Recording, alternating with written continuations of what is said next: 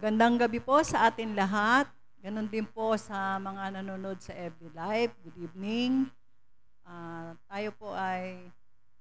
Ako po ay babasa ng isang verse. 1 Samuel 26:23. Ang taong tapat at matuwid ay ginagantimpalaan ni Yahweh. Sa araw na ito'y niloob niyang mahulog kayo sa aking mga kamay, ngunit hindi ko maaaring pagbuhatan ng kamay ang huling pinili ni Yahweh. Purihin si Yahweh sa kanyang salita. Tayo po ay tumayo at manalangin. Heavenly Father, thank you so much for the opportunity na we gather in this place for aming pong pagbibigay sa iyo ng papurit pasasalamat at aming pong ilahad ang mga bagay na aming pong mga natutunan sa buong linggo. Panginoon, tunay nga po na dinadalangin ko po namin lahat na ang mga wala pa rito ay inyo pong patnubayan, ingatan, at ganun din po, Ama, ang aming pong prayer meeting ay patuloy po na itinataas namin sa iyo na kayo po ang manguna. Maranasan namin ang iyong presensya at puspusin niyo po ng iyong banal na espiritu ang taong gagamitin mo, Panginoon, na iyong anak na magbibigay ng mensahe na ayon sa iyong kalooban. Panginoon, salamat po sa biyaya at pagpapala mo sa buong linggo. Salamat po sa mga narito na patuloy po na hindi sila nakakalimot na dumalo sa ganitong panalangin, pulong panalangin. Kaya Ama, dinadalangin po namin na anuman po itong aming pong gagawin, ipapanalangin, alam po namin hindi nyo kami bibiguin at kayo'y laging nakikinig sa aming mga dalangin. Kaya Ama, ito ang samot dalangin namin sa tanging pangalan ni Jesus. Amen. Ngayon naman po ay dadako tayo sa awitan na pangungunahan ni Brother Jeff. Hello po, magandang gabi po sa lahat. Kumustahin naman natin ang bawat isa bago tayo magsimula umawit sa Panginoon. Bago tayo umawit sa Panginoon, yung awitin nakakantahin natin, ito'y patungkol sa katapatan ng Diyos sa ating mga buhay. At nawa, sa pag-awit natin ito, alalahanin natin yung katapatan at kabutihan ng Diyos sa ating buhay, sa araw-araw. Awitin natin.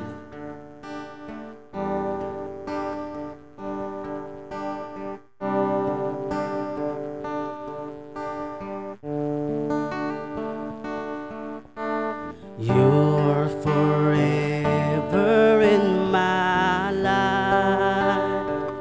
You see me through the season. Cover me with your hands and lead me in your righteousness, and I look to you, and I wait on you. I sing to you, Lord, a hymn of love for your faithfulness to me. I'm carried in everlasting arms. You'll never let me go through it all. Minsan pa, you are forever. You are forever in my life. You see me through the seasons. You cover me with your hand.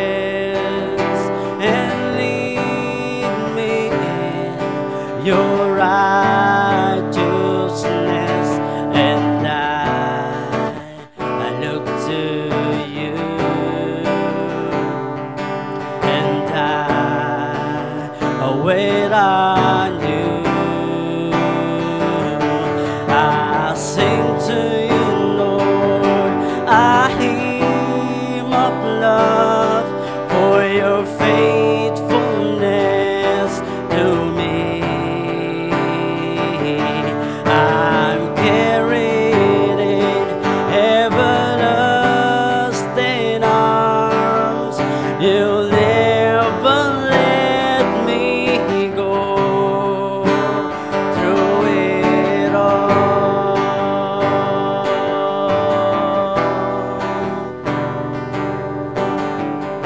Let's sing hallelujah.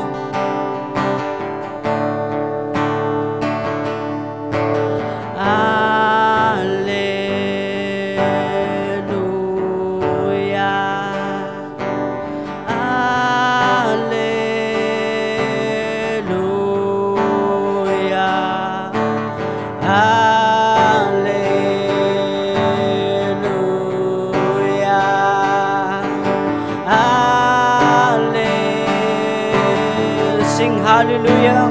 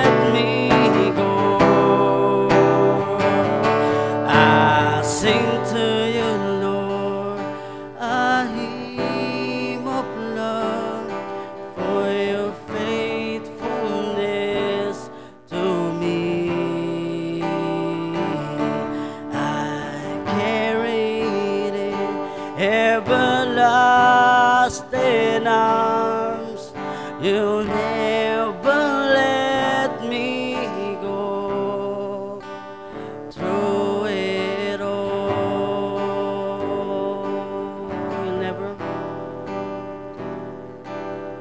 You'll never let me go through it all. Sing, you'll never. You'll never let me go through it all.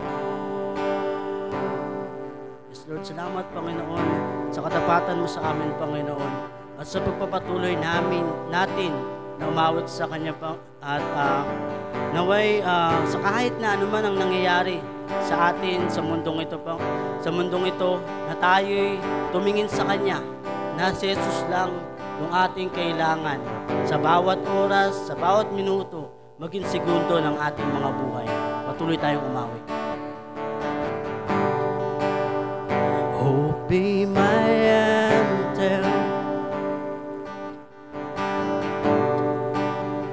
Lord, when the world has fallen wide, you stand beside me. Give me a song in the night. Sing Jesus. Jesus, I need you every moment. I need you. Hear now this grace, but heart sing out your praise forever. Beauty for ashes, you find a weak and contrite heart, shoulder its burden and carry it into the light of Jesus. I need you every moment. I need you. He now disgrace, but heart sing out your praise forever. Oh,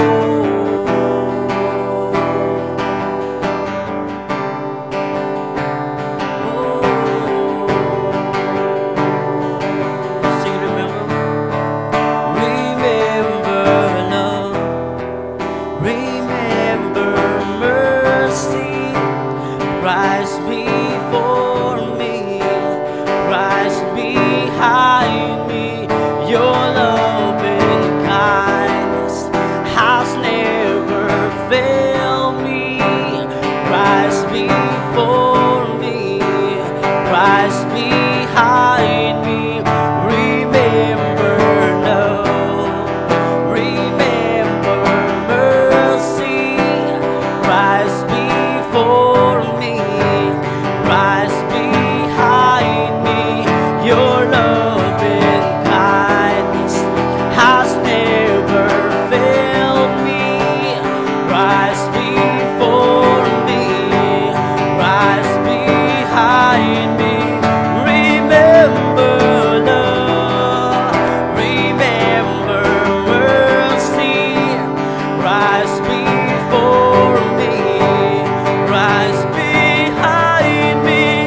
Your love and kindness has never failed me.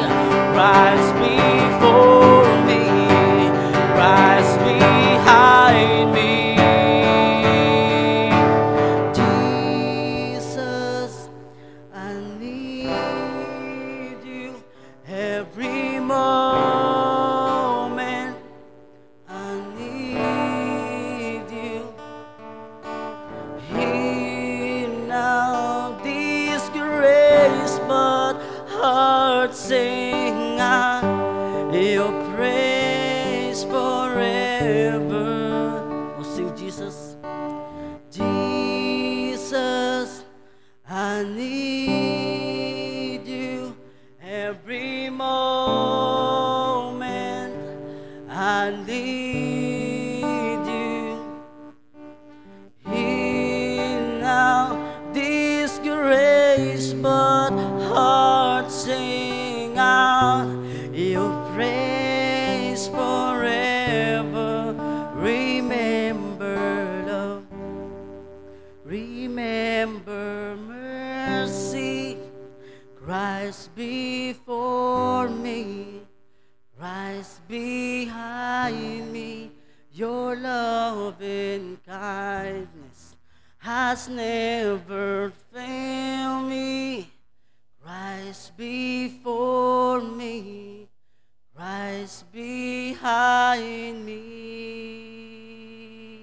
Yes, Lord, tunay nga po, Panginoon, na hindi mo kami iniiwan at pinababayaan, Panginoon. Salamat na inaalala mo kami kahit sa gitna ng aming mga kasalanan at kahit sa gitna ng mga bagay na nagagawa namin na hindi nakalulugod sa iyo, Panginoon.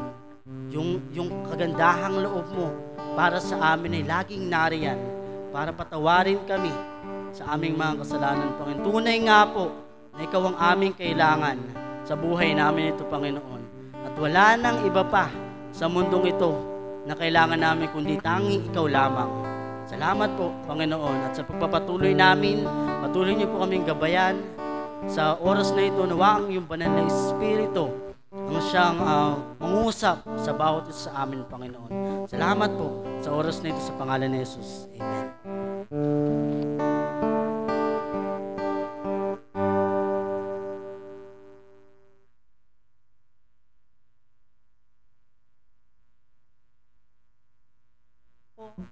Ngayon naman po ay dadako tayo sa Thanksgiving. Ano man ang nangyari sa atin sa buong linggo ay pasalamatan natin ang Panginoon. Siya ay tapat at laging kailangan natin ang ating Panginoong Hesus sa ating buhay. Una na po ako, nagpupuri po ako at nagpapasalamat sa Panginoon sa kanyang katapatan sa buhay namin, sa aking sa aking journey nitong nilalakaran kong buhay dahil totoong sa mga nai-experience kong hindi maganda, ay patuloy naroon pa rin yung pag-sustain sa akin ng kalakasan ng Panginoon. Isa pong pangyayari na talagang hindi ako pinababayaan ng Panginoon na nagpa-check up po ako, nagpa-ECG ko, nagpa-blood test po ako. So meron pong naging problema sa heart ko na hindi po maganda yung resulta, kaya salamat sa Panginoon dahil sa mga ganong pangyayari na naaagapan ko yung magiging kondisyon ng aking katawan na hindi ito lumala at ito ay maagapan na sa madaling paggagamot ay nawa makuha to sa aking paggagamot.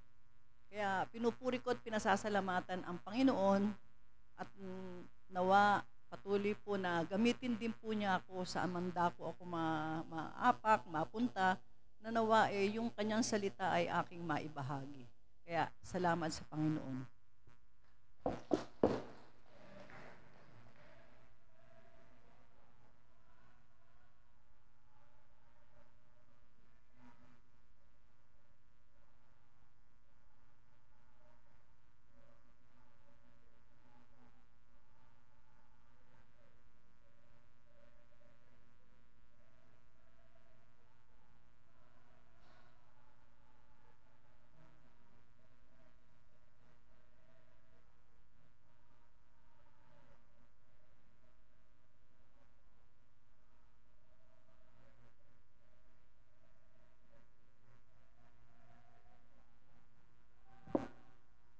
Isang magandang gabi po para sa ating lahat. Ako po ay nagpupuri at nagpapasalamat sa Panginoon natin. Una po siyempre yung aking buhay, kalakasan ng aking pamilya, at sa pag-iingat niya sa amin. Pangalawa, ay pinagpapasalamat ko po yung panibagong miyembro ng pamilya na kanya ipinagkaloob sa amin. Alam ko po na siya ang nagkaloob nito at siya rin ang gagabay sa amin na ito'y mapalaki namin ng maayos. Pangatlo, ipinagpapasalamat ko sa Panginoon yung paglakad namin ng Sunday ni Pastor. Masarap po pala experience na mag-fellowship kayo sa ibang church na parang doon ko lang na-experience na isa akong kagalang-galang na o kagalang-galang lang po yung kasama ko. Parang lahat ng kumamay kasi kay Pastor, kinakamayan din ako. Good morning, magandang umaga. Doon ko lang na-experience yun na sa tanan ng buhay ko, simula nung ako'y nabuhay, hanggang ngayon, nung Sunday ko lang na-experience na para akong kagalang-galang na tao. Kaya lahat ng natamasa ko, naranasan ko nung mga nagdaang linggo, hirap man at kasiyahan, kay Lord ko pinagpapasalamat ang lahat.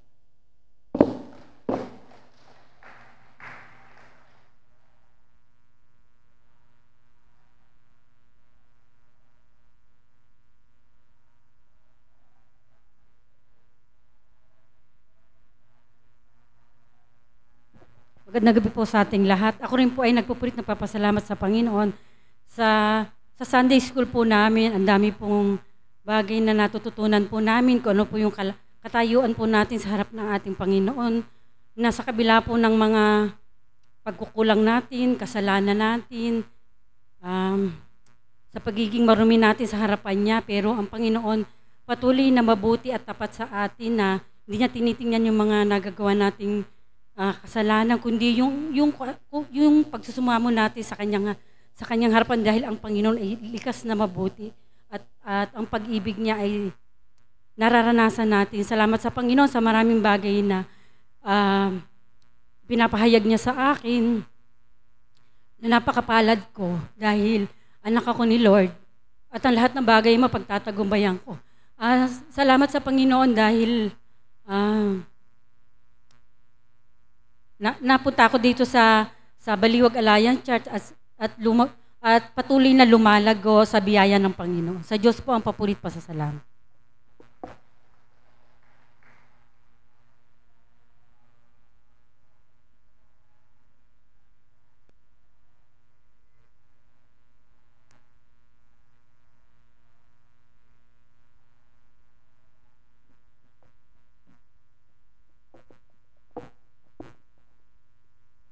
Hello? Ako may inaantok na sa inyo eh. Kayo nagpapasalamat kay Lord kasi andito kayong lahat. Pagka Miyerkules, Linggo o may gawain sa church, talagang dapat tayo ay nagkakaisa, pumupunta. Meron akong binasa sa Bible.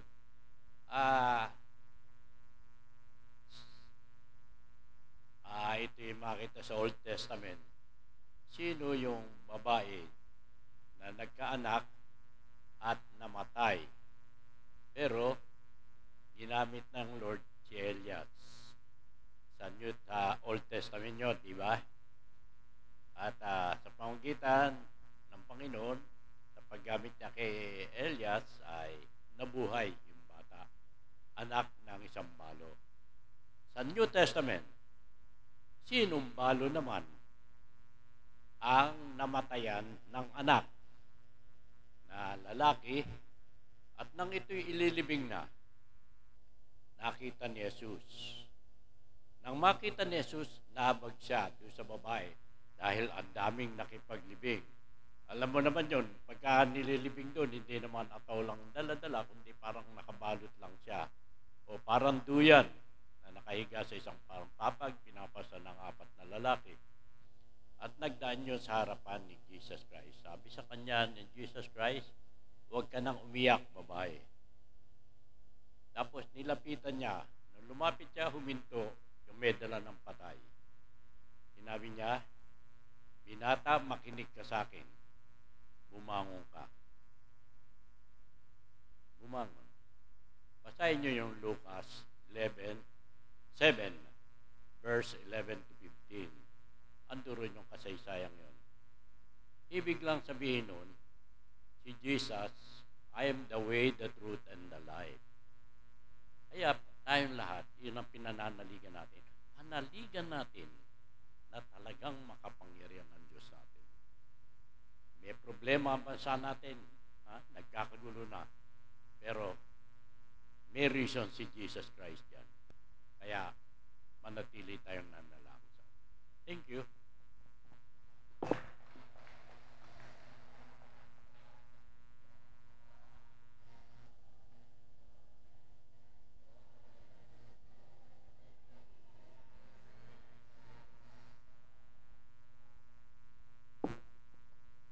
Ako rin po, nagbabalik pa ako ng isang pasasalamat sa Panginoon.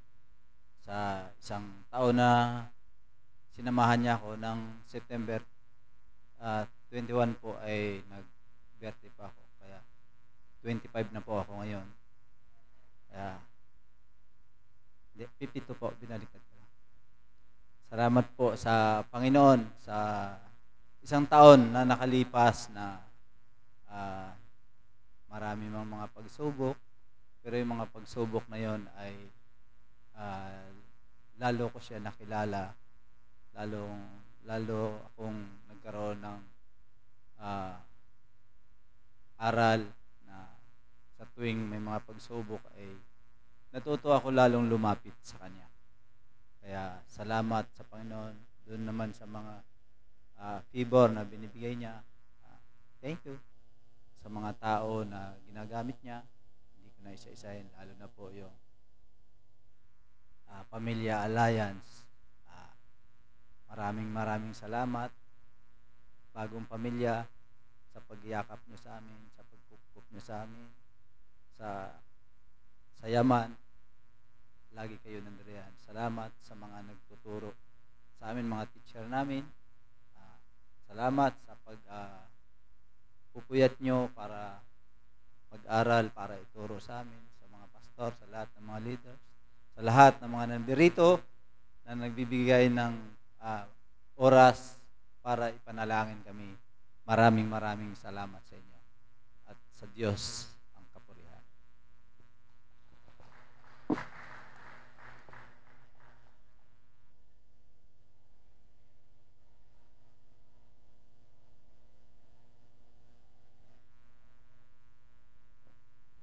Meron pa po bang hahabol? Kung wala na po, i-reserve na lang po next week ang iyong prayer, Thanksgiving prayer. Tawagan ko po si Brother Ronel, siya yung mag-pray ng Thanksgiving.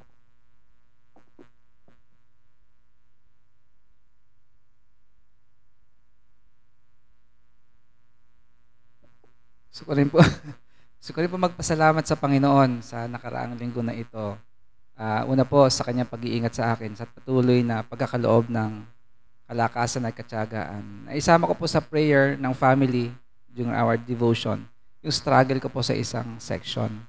Kasi merong time na talagang hindi mo mapipili ang estudyante. Hindi ko alam kung bakit sa isang section na yun ay nagsama-sama yung mga makukulit at matitigas yung ulo. Dumating yung time na talagang nainis na ako sa kanila.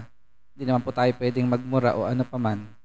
Sabi ko, ayaw nyo kako kung magturo, sige, iwan ko kayo. Isang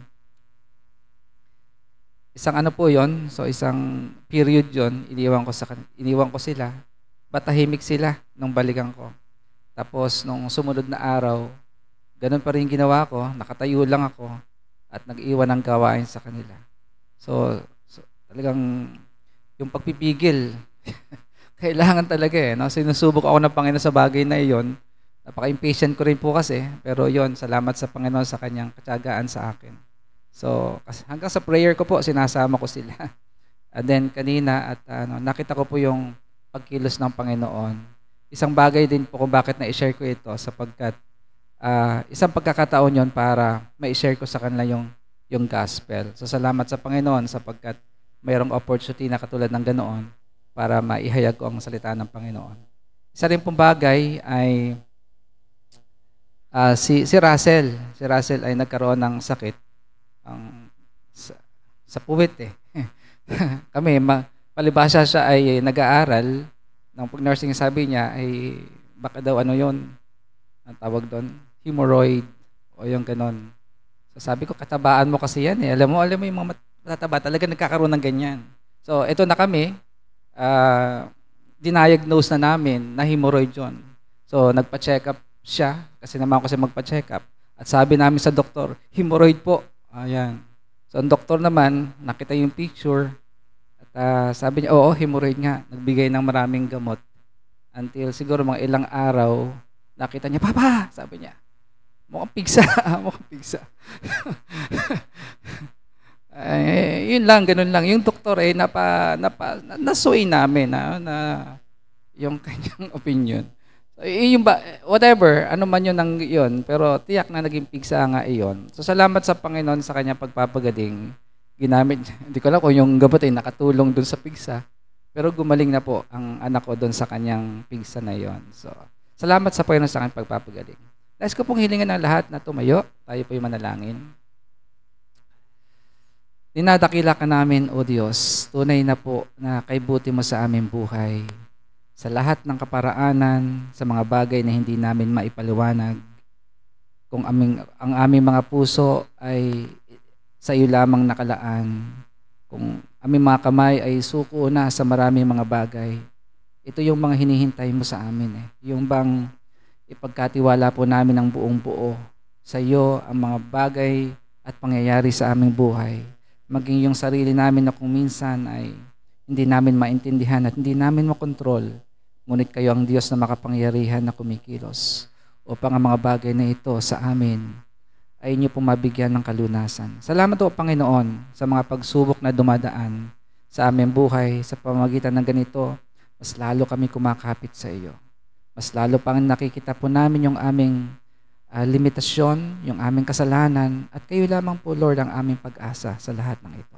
Salamat po ng mga blessing na ipinaparanas nyo sa amin. Salamat po sa kapahingahan ng katawan. Kung kami po ay nanghihina na, kayo pa rin po ang nagkakalob ng lahat ng ito. At sa nagdaang isang linggo, kung paano nyo kami pinagpapala, O Panginoon, sa lahat ng aspeto ng aming buhay, Kayo lamang po, Lord, ang aming pong itinataas at pinararangalan, pinasasalamatan. Tanggapin niyo po, Panginoon, ang aming pong pasasalamat sa pangalan ng aming Panginoong Jesus. Amen. Amen.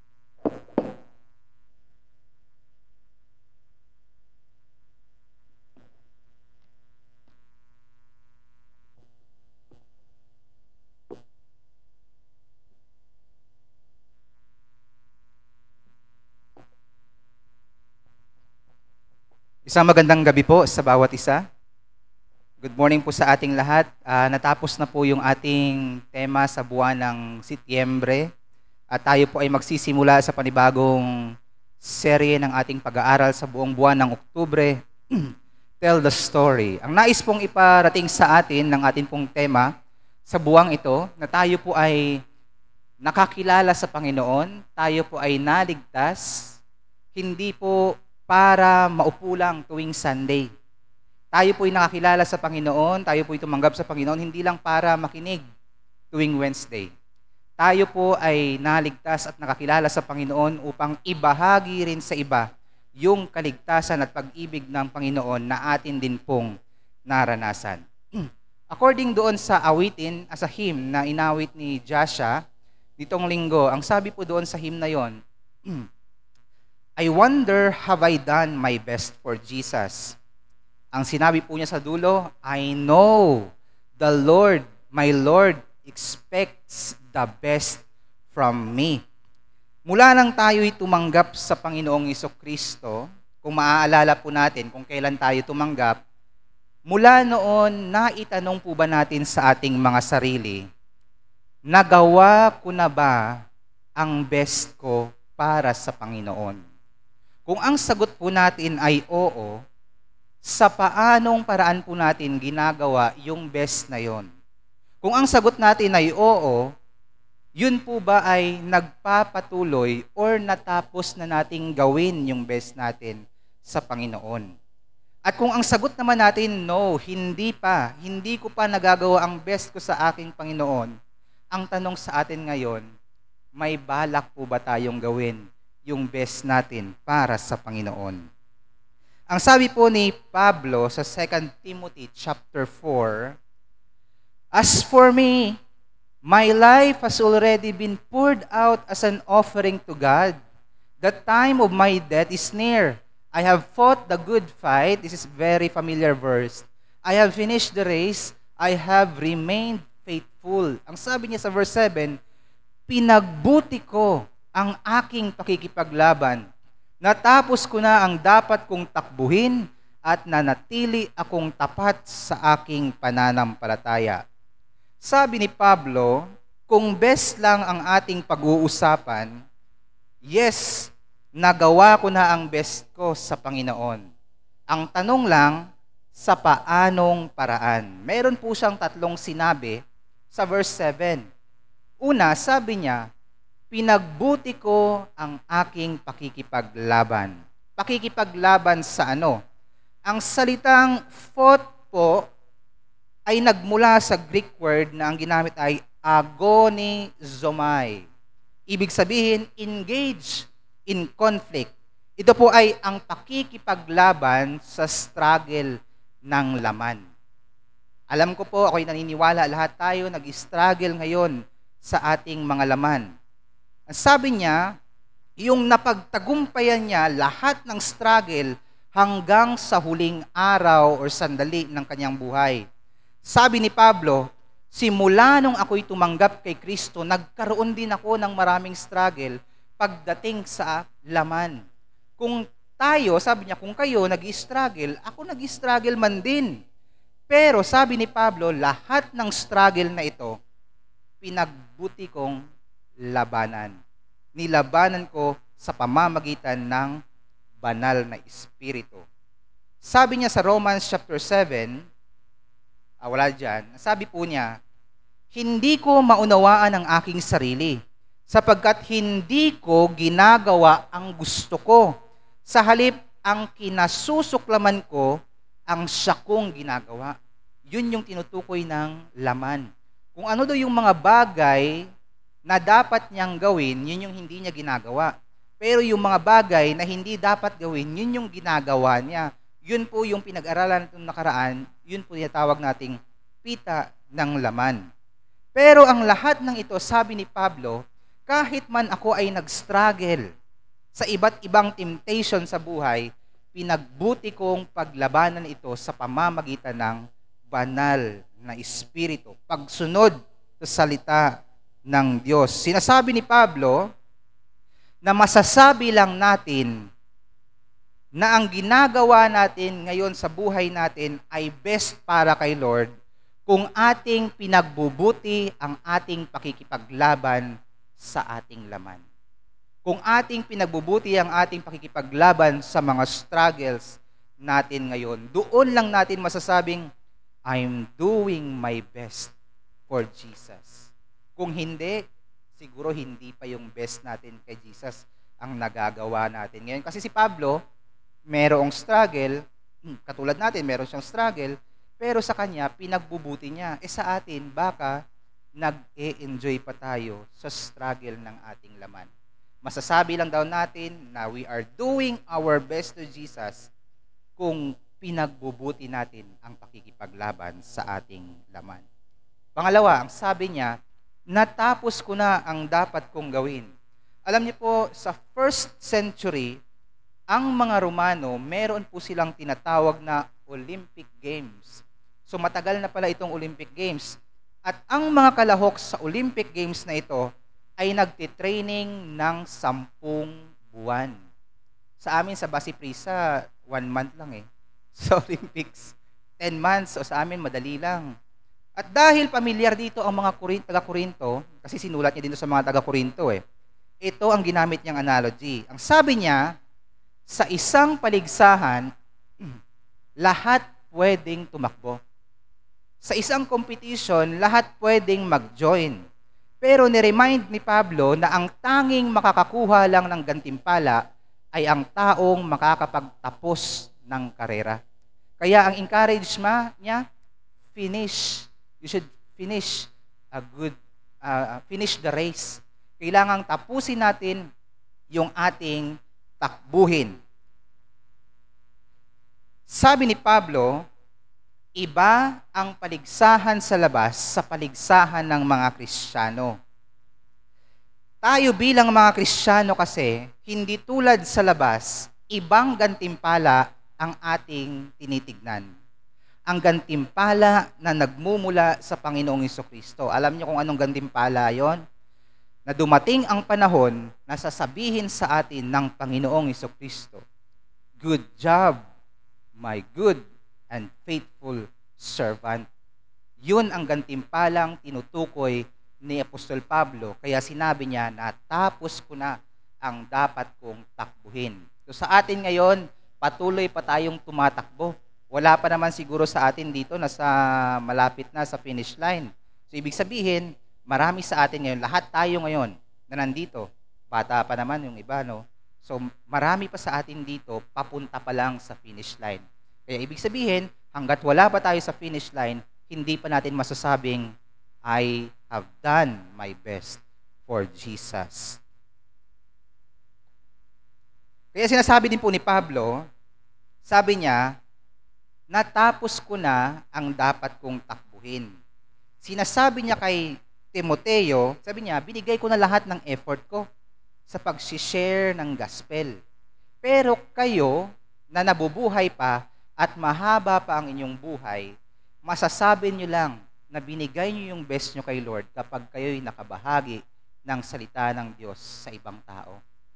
Ang tanong, nakapagbahagi na po ba tayo ng salita ng Diyos sa ibang tao? O kung hindi pa, it's not late para mag-share tayo ng gospel, sabi ni Pablo.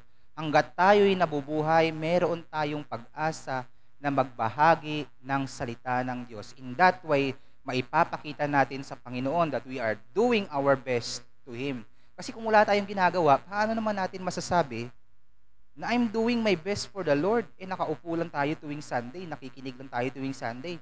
Hindi pa nga tayo makapag-commit ng every Sunday. So in this way, sabi ni Pablo, this is the end of my life at alam ko sa sarili ko, binahagi ko na ang aking nalalaman tungkol sa salita ng Diyos. At ang pangatlo, ang sabi niya, nanatili akong tapat sa aking pananampalataya. Ibig sabihin po, naging tapat si Pablo sa dalawang bagay. Una, yung kanyang paniniwala sa gospel. Alam niyo po, maraming tao nagsimulang maniwala sa totoong gospel, pero nagtapos sa maling gospel. Pero sabi ni Pablo, ako, nanatili akong tapat doon sa aking tinuturo. Alam mo, may maraming alliance. Meron niyang pastor Hindi na siya alliance ngayon. Kasi ang tingin niya, ang sabi pa niya, ang founder ng alliance ay ng Kamakop, ng CMA, ay tao. Gusto niya, ang church na kabibilangan niya, ang founder dapat si Jesus. Sa atin, hindi naman natin talaga sinasabi, ang founder, nagsimula ng CMA, tao. Pero hindi ibig sabihin na yung taong si Simpson ang ating sinasamba. Siya lang ang nagsimula ng ating denomination, pero hindi siya yung ating sinasamba. Si Kristo pa din. Ang sinasamba natin, yung turo, yung sinusunod natin, yung turo ni Kristo, hindi yung turo ni Simpson. Kaya ito yung gustong sabihin ni Pablo, na natili akong tapat doon sa aking pananampalataya. Pangalawa, naging tapat siya sa kanyang pagsunod sa Panginoon. Na siya ay maglilingkod sa Panginoon hanggang wakas ng kanyang buhay. Kaya ang tanong sa atin ngayon, nananatili po ba tayo sa ating pananampalataya sa Panginoon at nananatili po ba tayong tapat sa pagsunod sa ating Panginoon? Alam niyo mga kapatid, ang magdedetermine ng ating future, hindi yung simula. Hindi yung araw na sinabi nating ako'y tumanggap sa Panginoon. Ang magdedetermine ng ating future ay kung ano yung desisyon natin sa huli. Kaya sabi ni Pablo, nanatili ako sa turo ng Panginoon at sa ating Panginoon. Alam niyo kung kailan po niya ito sinabi? Itong salitang ito kay Timoteo. Sinabi po niya ito sa mga huling araw niya dito sa mundo. Nung time na wala na po siyang magawa, kundi hintayin ang kanyang kamatayan. Ang sulat po niya kay Timoteo, ang huling sulat niya habang hinihintay ang kanyang pagbitay. Ibig sabihin nito mga kapatid, kung meron lang pagkakataon pa si Pablo, ibabahagi pa niya ang salita ng Diyos. Kung meron pang time si Pablo, gagawin pa niya yung best niya sa Panginoon. Kung tayo po ay pamilyar sa sinabi niya sa Philippians chapter 1:21, ang sabi ni Pablo, for to me, living means living for Christ and dying is even better. Sabi niya sa 22, but if I live, kung mabubuhay pa ako, I can do more fruitful work for Christ. So I really don't know which is better. Sabi niya, I am torn between two desires. I long to be with Christ. Sabi niya, may napatunayan na ako, pwede na nga ako sumama kay Kristo. Pero, para sa inyo at para sa ibang tao, it is better that I continue to live. Bakit? Kasi meron pa siyang time Pero dito sa sinabi niya, wala na siyang time. So, ibig sabihin, ipinapakita dito na tanging kamatayan lang ng tao ang wakas ng ating ministry. Kamatayan lang ang wakas ng ating best. Na hanggat tayo'y nabubuhay pa, tayo'y nakatayo pa, at kaya pa nating maglakad at magsalita, hindi pa pwedeng matapos yung tinatawag nating best para sa Panginoon. Kaya yung tanong kanina, nagawa na po ba natin yung best natin sa Panginoon? Pwedeng maging sagot, yes, nagagawa ko ngayon. Pero hindi pwedeng sabihin na nagawa ko na. Kasi ito ay magpapatuloy hanggang huling hininga ng tao. Hanggat kaya pa natin, pwede pa natin gawin yung ating best. Alam niyo po, maraming pastor na nasa edad na ng retirement pero hindi nagre-retire. Kung base sa edad, retire na sila pero hindi nila tinatapos yung kanilang ministry. Dahil ang kamatayan ng ministry ay sa panahong mamamatay din sila. At hindi lang dapat pastor ang mag-isip ng ganitong bagay. Tayong lahat, na hanggat tayo'y nabubuhay, dapat wag nating sukuan, wag nating tigilan ang paggawa ng mga bagay na nais ng Diyos para sa atin. Kaya sabi ni Pablo, dahil ako'y mamamatay na ngayon, pwede ko nang sabihin, this is it. I've done my best for Jesus. Pwede na akong magpahinga. Pero para sa mga hindi pa at magtatagal pa dito sa mundo, sabi niya kay Pablo, at tapos na pala yan. Sabi ni Pablo kay Timoteo at sa lahat na nabubuhay pa, sa harap ng Diyos at ni Kristo Jesus, nahahatol sa mga buhay at sa mga patay, alang-alang sa kanyang pagdating bilang hari, inaatasan ko kayong lahat. Ipangaral ninyo ang salita ng Diyos, pagsikapan niyong gawin iyan, in season and out of season, himukin nyo at pagsabihan ang mga tao at palakasin ang kanilang loob sa pamamagitan ng matyagang pagtuturo. Ang sabi ni Pablo, ako'y mamamatay na at wala na talaga akong magagawa. Pero kayong mga buhay pa, ang sabi niya, tell the story of Jesus in season or out of season until the day you will also say, I have fought a good fight, I have finished the race, and I have remained faithful in Jesus and in my faith.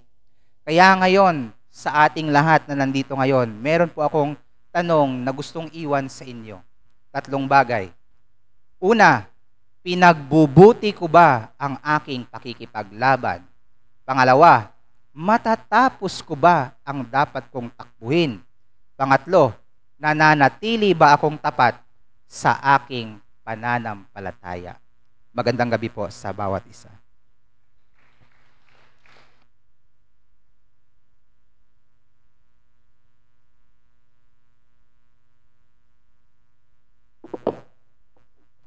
Maraming salamat, Pastor, sa reminder mo sa iyong mensahe.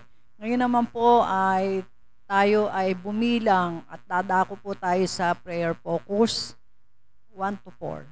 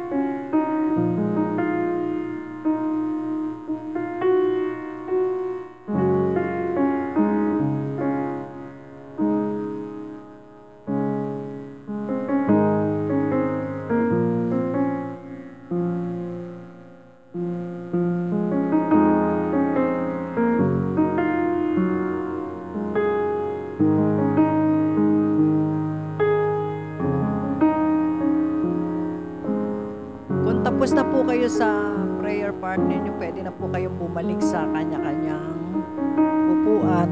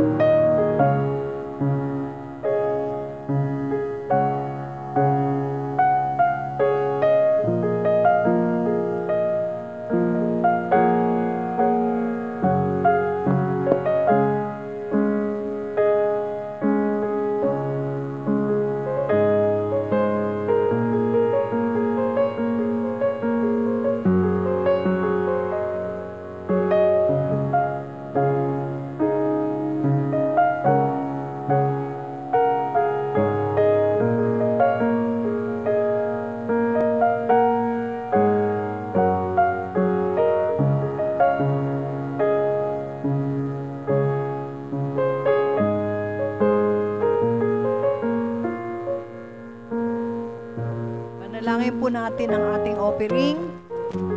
Panginoon, itinataas ko po sa iyo ito pong mga offering na kaloob ng bawat isa sa amin ngayon. Tunay nga po, Ama, pagpalain niyo po ang bawat gawain ng kanilang kamay, ang mga may negosyo, may mga trabaho, at patuloy din po na kayo po ang magkaloob ng mga biyaya na anuman ang mga pangangailangan ng aming kapatid na mga nagkaloob, ay sa iyo namin pinagkakatiwala, Panginoon, na tutugunin mo ang lahat ng mga pangangailangan. Pagpalain niyo po ang bawat isa ngayong gabi. Sa pangalan ni Jesus, Amen. Announcement po, last week ang offering po natin ay 603. Ang attendance, 48. Ang food assignment po ay ang women. Ang next na sa prayer meeting po, October 8, ang speaker po si Pastor Daniel Ong, ang presider si Sister Rose Ann Lidesma, ang song leader ay si Sister Lira. Yun lang po. Tawagin ko po si Pastor, siya po yung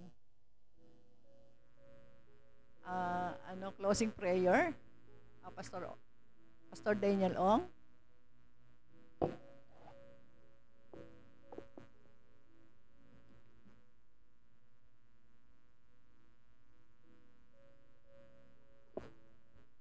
So tayo po ay tumayo, tayo po ay manalangin.